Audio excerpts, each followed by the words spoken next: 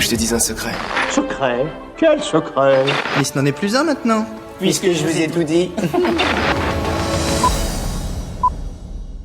Bonjour, bon après-midi, bonsoir, bienvenue dans les secrets du ciné, c'est le podcast qui vous emmène dans les coulisses de la production et du tournage de vos films préférés. Oh, mais comment elle est chiante cette intro. Allez, mettez-moi un peu d'ambiance là.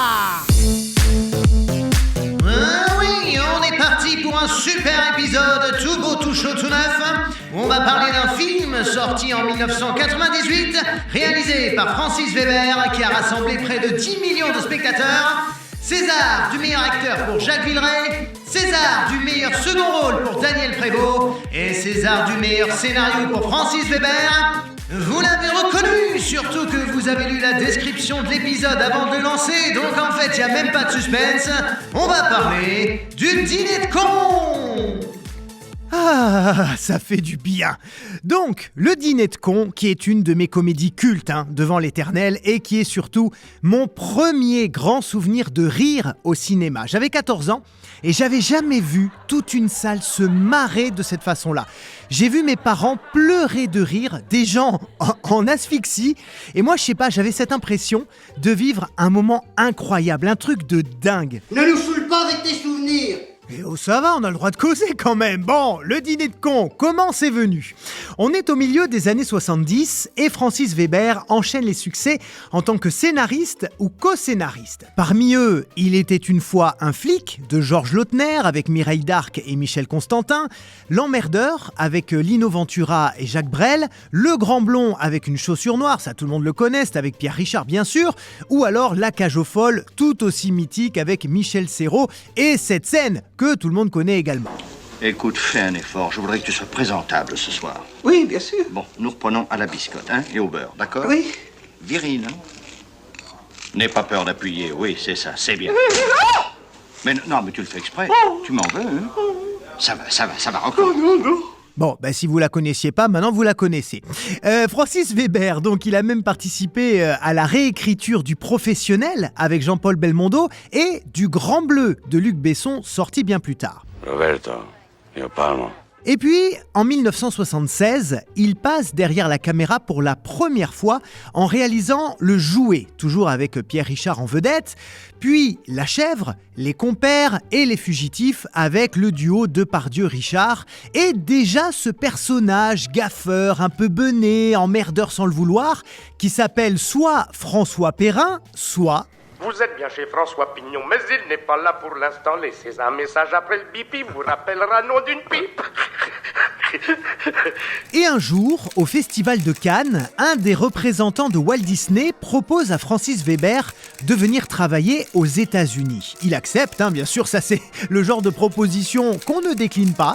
Et il devient script doctor pour Disney à Los Angeles. Donc script doctor, c'est quelqu'un à qui on confie un scénario déjà écrit, terminé, mais pas peaufiné non plus au cordeau.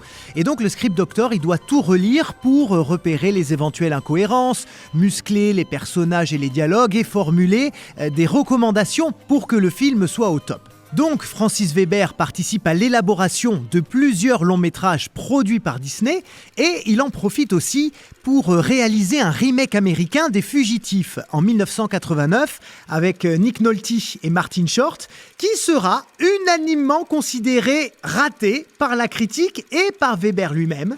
Absolument. Et il fait un autre bide monumental avec Sur la corde raide, sorti en 1992, un film qui n'a d'ailleurs été distribué en France qu'en vidéo. He's young. He's smart. He's tough. You're taking over Daisy Cellular deal. Big bonus if you win. But on his way to the top, turn onto that road. he took a little detour. I don't think you'd shoot me. Et tu vois, il est tellement tombé dans les limbes que j'ai même pas réussi à trouver une bande-annonce en français quelque part. En tout cas, ça le convainc de revenir à l'écriture, puisque ce film, Sur la corde raide, il ne l'avait pas écrit lui-même. Et il reste persuadé que c'est une des raisons de son échec. C'est donc là, au début des années 90, qu'il crée une pièce de théâtre dont il est l'auteur, Le Dîner de cons. Et dès le début, c'est Jacques Villeray qui interprète François Pignon, là où Claude Brasseur interprète Pierre Brochand. Alors oui, pardon, pour les plus jeunes, Claude Brasseur, c'est ça. Pastis partant bleu. Pastis délicieux. Enfin, pas que, hein. Il a fait des films de ouf, beaucoup plus noirs et sérieux, pour Roger Vadim, Jean Renoir, Godard, Costa Gavras et plein d'autres. Même si beaucoup s'en souviennent, c'est vrai, parce qu'il jouait le papa de Sophie Marceau dans La Boum. Avant tout, une règle. T'es malade, en panne, enceinte, drogué, un coup dur, tu téléphones. Quoi qu'il en soit, la pièce Le Dîner de cons est un véritable triomphe. Elle restera 3 ans à l'affiche du Théâtre des Variétés et il faudra attendre 1997 pour que Weber mette en marche l'adaptation cinéma. Ah merde, pardon, j'avais pas coupé mon téléphone. Je suis désolé, excusez-moi, hein, une seconde. Oui ? Allô ? Ouais, Loïc, excuse-moi. C'est super intéressant, hein, tout ce que tu nous racontes là. Mais elle vient d'où cette idée d'un dîner où on prend un con pour se moquer de lui ? Wow ! Mais t'es devin ou quoi, toi ? Comment tu savais que... Bon, peu importe, je veux pas savoir. Car oui, figurez-vous, les amis, que les dîners de cons ont vraiment existé. Ça dépasse tout ce que j'ai pu imaginer. Selon plusieurs sources, c'est André Breton, le chef de file du mouvement surréaliste dans les années 1920, qui aurait commencé à organiser ce type de dîner avec ses amis. Et c'est Jacques Martin qui en a parlé pour la première fois à Francis Weber. Et pour les plus jeunes qui nous écoutent, Jacques Martin, c'était ça. Qu'est-ce qu'il fait comme métier, papa ? Il travaille il conduit les avions. T'arrêtes un peu de me cracher dessus. Mais je crache pas dessus.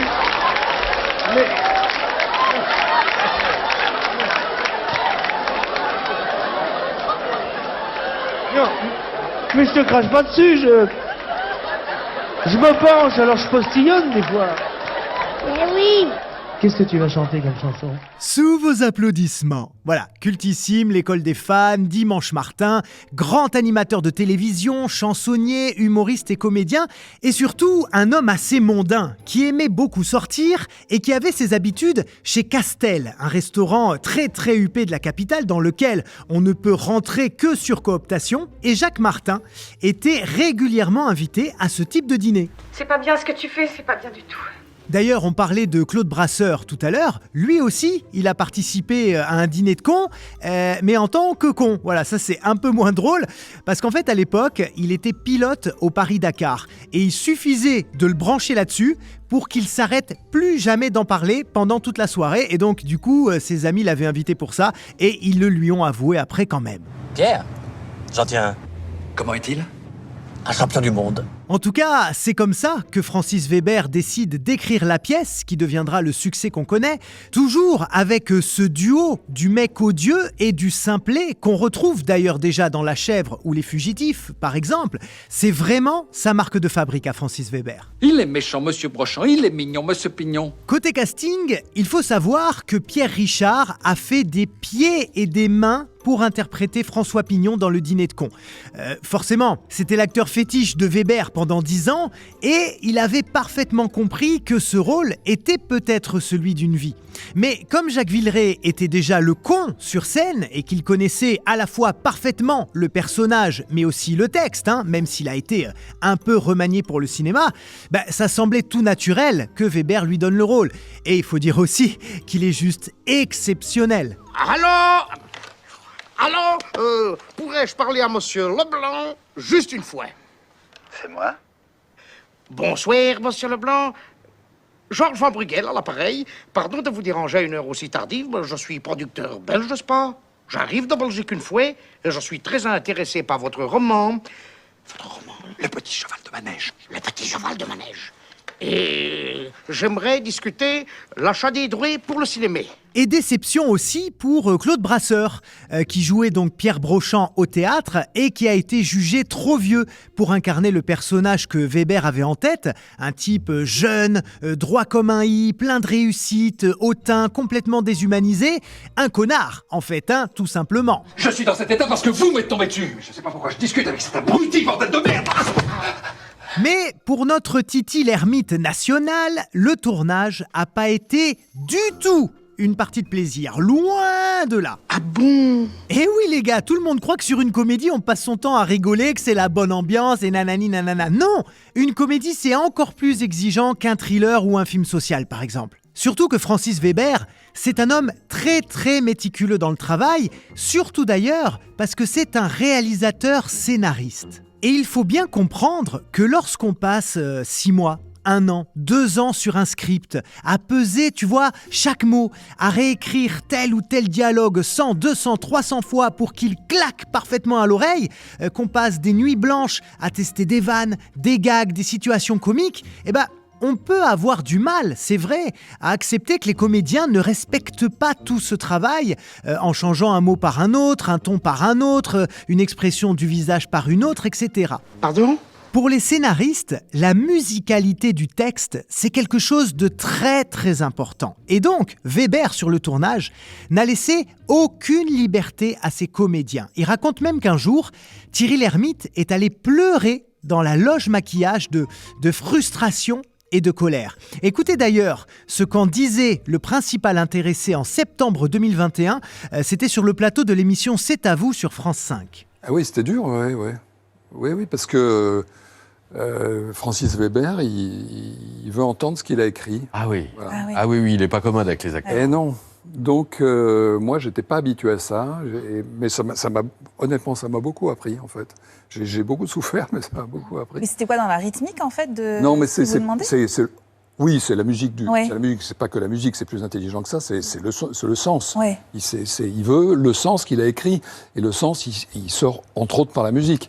Et il veut entendre ça, et pas un truc qui vous arrange parce que vous savez bien le faire, et voilà. Précisons quand même que le tournage s'est globalement bien passé, malgré cette minutie, cette psychopathie autour des répliques.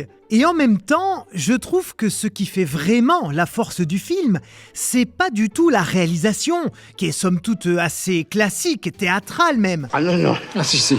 La force du dîner de cons, c'est la musicalité, le rythme des dialogues, c'est cette précision du mot, du ton juste, et c'est ce qui fait que ce film est resté incroyablement populaire, encore 25 ans plus tard, avec beaucoup de mèmes et d'extraits vidéo utilisés sur les réseaux sociaux, et des millions de téléspectateurs à chaque fois que ça passe à la télé. Mais vous allez nous lâcher un peu, vous ? Ça tombe bien, ce nouvel épisode est maintenant terminé. Un grand merci à tous pour votre écoute attentive et passionnée. Si, je le sais, elle est passionnée. Si vous avez aimé ce nouvel opus, n'hésitez pas bien sûr à en parler autour de vous, à le partager sur les réseaux sociaux. Vous lui mettez 5 étoiles et un bon commentaire. Ça va me mettre le smile pendant au moins 1 mois. Et puis voilà, je vous donne rendez-vous très bientôt pour de nouveaux épisodes des Secrets du Ciné. Et surtout, n'oubliez pas, vive le Cinoche! Ciao tout le monde!